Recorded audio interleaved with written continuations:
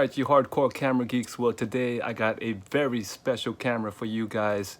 It is the very first full frame, 35mm full frame digital camera, and that camera is the Contax N Digital.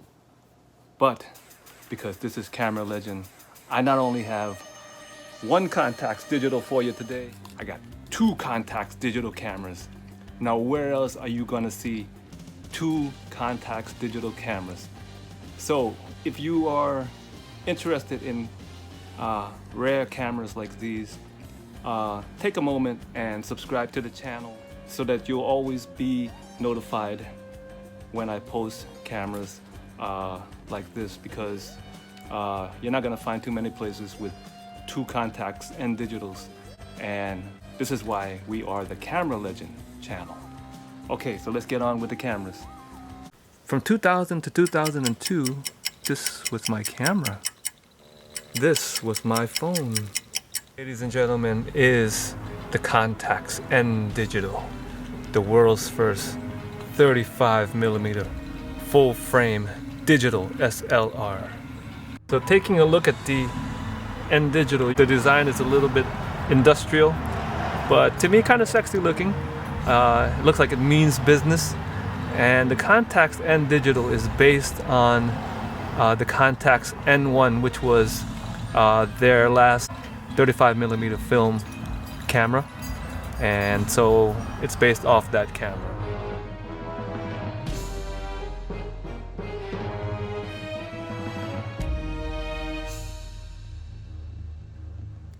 Alright, you war-torn camera geeks, let's take a look at some samples from this camera, and then we're going to come back and wrap it up and hang around because I got a little surprise about this camera. But first, let's check out some images from this camera.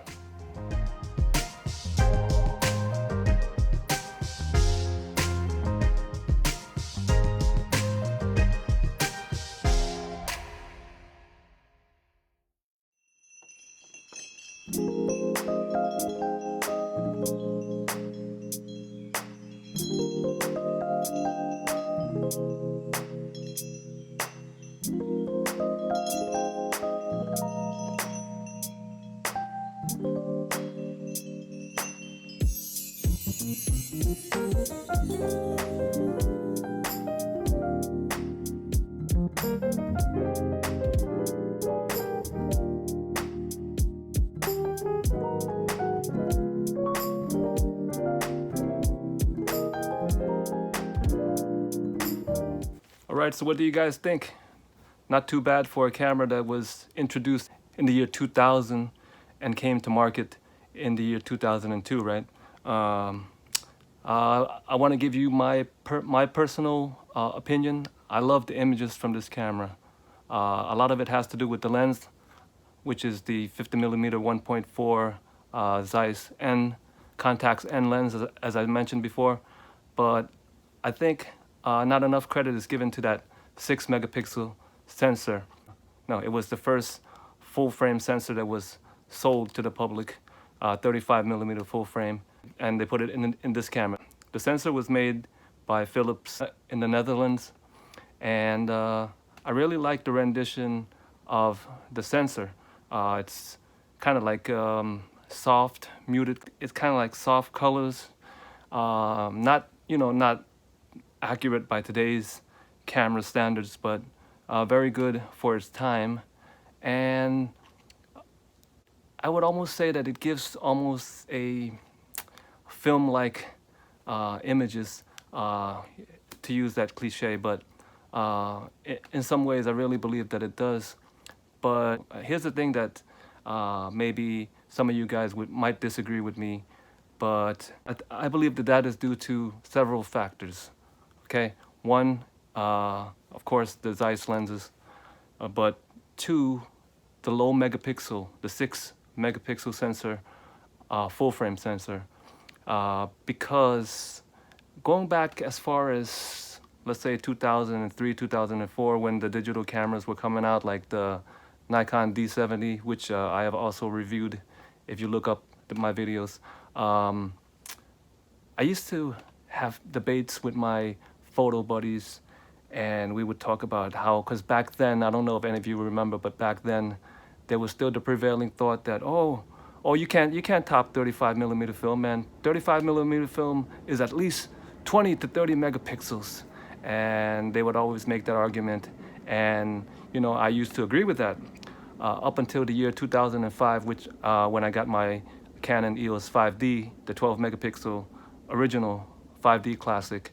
And so I did a comparison back then, just on my own, because I had an optical scanner, not the flatbed. Now I'm using a flatbed, an Epson flatbed, but back then I had an optical scanner, which was I believe a Microtech Artrix scan or something like that. Look it up, but it was a very good scanner.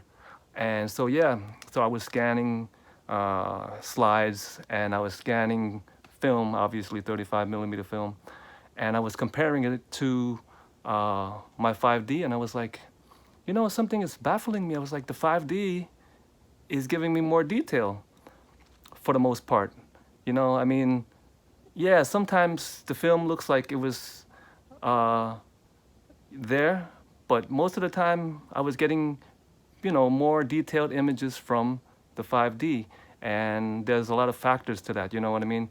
So I believe that to really get the best out of 35 millimeter film, to get 20 to 30 megapixels, as they used to say, you'd really have to use the best of everything. The slowest film, got to use the tripod, best technique, best lenses, then you're going to get 20 to 30 megapixels. But for the most part, what I was seeing when I was looking at my scanned film compared to my 5D was images that look almost like 6 to 10 megapixels.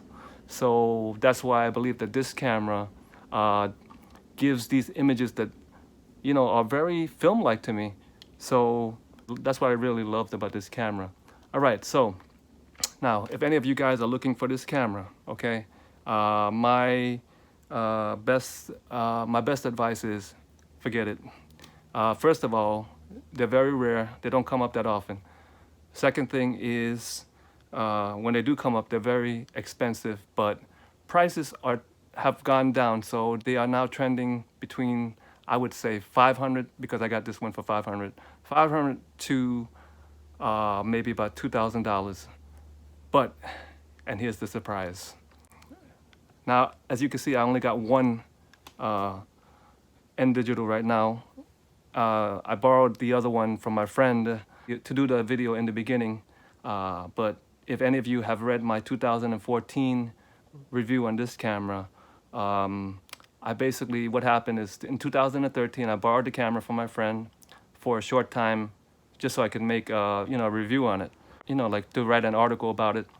And what happened was I gave the camera back to my friend after using it for a couple of weeks. And a few months later, the camera sensor died.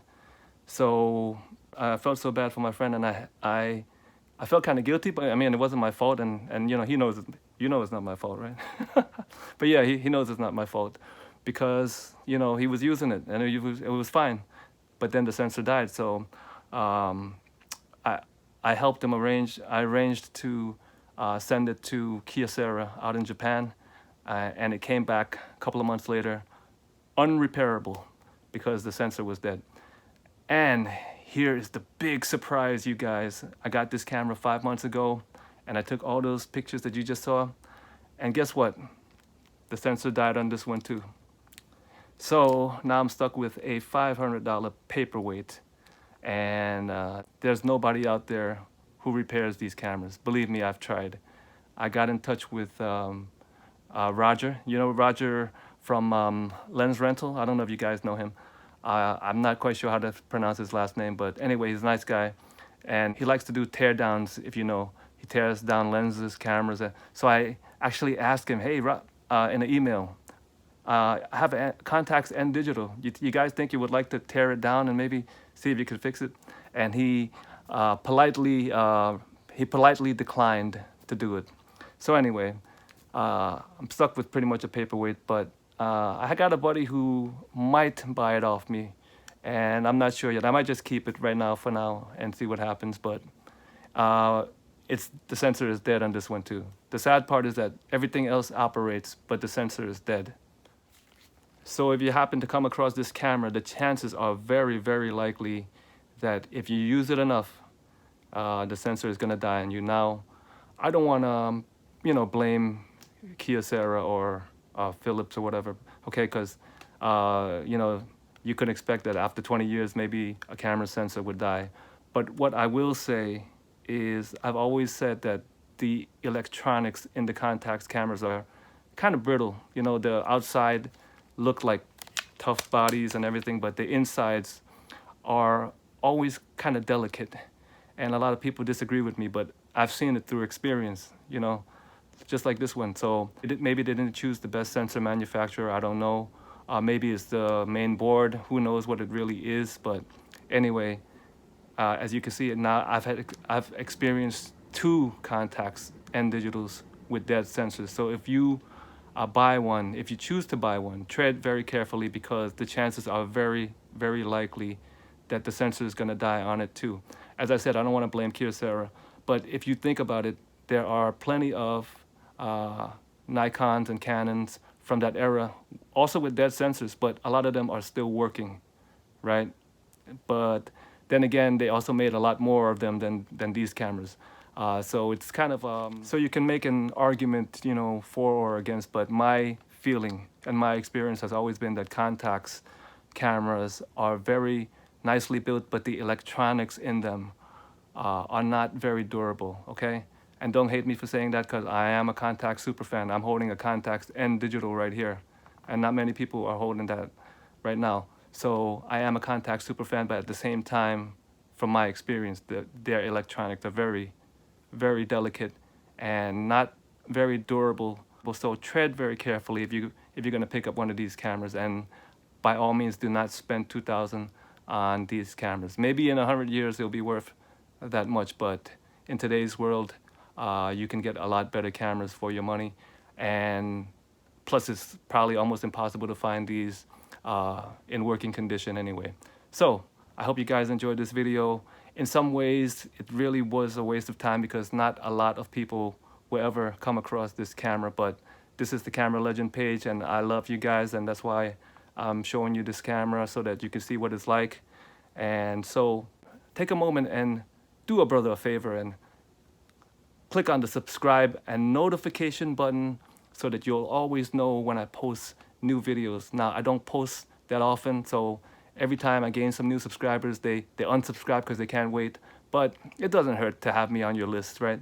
Because whenever I do post a video, I'm gonna give you the good stuff. Whatever good stuff I could give you, I'm gonna give you the good stuff, just like this one. And so thanks for watching, and don't forget, this is the place where the cameras are the legends, and I am just a peon. And I will catch you guys next time on thecameralegend.com. And let's see, this is gonna be a wasted shot, but let's see. YouTube channel. CameraLegend.com